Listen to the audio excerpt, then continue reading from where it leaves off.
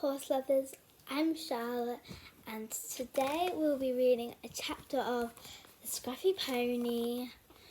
It says that it's a perfect tale for pony lovers, and it's by Kay and Payton. So, let's get into it. Chapter 1. Carrie rode back to the stable on her pony Red Robin, down under the trees along the curve and peaty path. She was so happy, she felt like she would burst. So lucky, Red Robin was magic. He's a treasure, they all said at the livery stable. Red Robin was as good as he was beautiful. He was a chestnut with a white star. He was very elegant and he had good manners. He didn't bolt or buck or kick or go backwards. Carrie was the only little girl at the stable who was allowed to ride out on her own. She loved going through the woods and across the fields that belonged to the wall of livery stable. She had learnt to ride well, and everyone knew that Red Robin could be trusted. At first they said behind her back, "Fancy paying that much for a pony." That was Danielle, who was always jealous, and Catty. Danielle had a dark bay pony called very suitably Mischief. Mischief was also very beautiful, but he was as naughty as he was beautiful. He would quite often bucked her off, and if he galloped, he would sometimes do a sudden swerve, and his rider would go straight on and land with a cramp on the grass.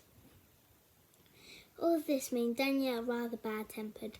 She wasn't as good rider as Carrie. She was too forceful and unsympathetic, and her pony wasn't to be trusted like Red Robin. Sylvia, the girl who ran the livery stable, said Red Robin was very expensive, but he was worth every penny. She found Red Robin and told Carrie's father to buy him. "You don't find many like him." Carrie knew she was very lucky. She was an only child, and her parents bought her everything she wanted. Her father was a successful businessman and loved to spoil her daughter. He had to give the best, but Carrie had a giving nature and did not behave like a spoilt child. Sometimes, in fact, although she never said this, she wished she could keep Red Robin at home and look after him herself. The livery stable was expensive, but when she went to ride, Red Robin was always groomed and ready for her. She never had to muck him out or clean his tack or put his bed down. Her father thought this was just grand.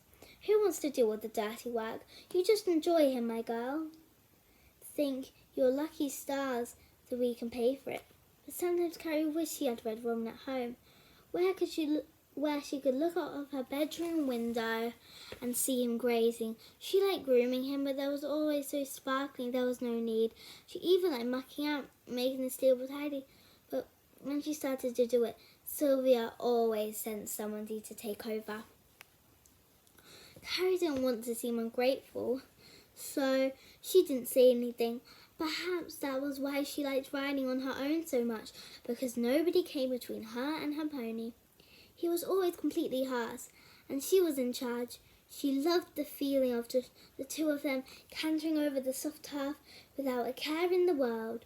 Nobody else seemed to enjoy their pony as much as she did. "You were lucky," they all said. Carrie joined the lessons twice a week.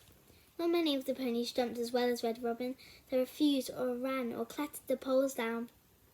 But Red Robin always went over neatly like a little cat. "Anyone could ride Red Robin. He's so easy," Danielle said crossly after Mischief had run out 3 times. Carrie supposed it was true, but Sylvia said rather sharply, "He's not a robot, Danielle. He's very happy with his rider and wants to please. Ask yourself how Mischief feels about your riding." It was true that Danielle was a rough rider, and when Mischief did behave and jump well, Danielle never patted him or told him that he was a good boy. Carrie tried to feel sorry for Danielle, but Sylvia said it was Danielle's own fault. She didn't want to learn that Sylvia was very patient. Not all her customers were willing and cheerful as Carrie. When Carrie came back from her ride, she took Red Robin out into the stable and took off his saddle and bridle. She rubbed the sweet marks off his back and led him out into the paddock.